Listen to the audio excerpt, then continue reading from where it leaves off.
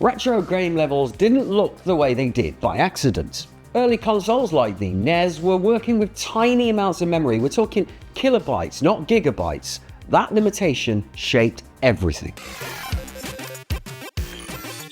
Developers couldn't afford unique textures, enemies, or animations for every new area, so every tile, sprite, and sound effect had to earn its place.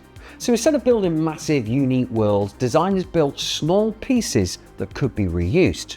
That's why so many retro games scroll horizontally, loop backgrounds, or reuse the same platforms again and again. In Super Mario Bros., the ground tiles, bricks, pipes, and clouds are reused constantly, but rearranged in ways that feel fresh. Once you notice it, you realise Mario levels aren't huge, they're clever. Enemies were designed the same way. A Goomba isn't just an enemy, it's a simple moving obstacle. Each enemy had to serve multiple purposes. This also changed how levels were designed.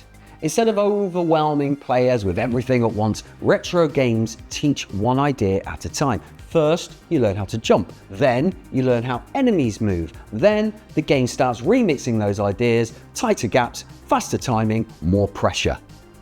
That's why retro levels feel so readable. You always know what's dangerous, where you can stand, and what the game expects you to do. Modern games often hide their loading with long corridors, elevator, or cutscenes. Retro games couldn't do that. Everything had to exist in memory at once. So levels had to be clean, efficient, and instantly understandable. Those limits forced designers to focus on pacing, clarity, and flow. And ironically, that restriction made games feel better to play.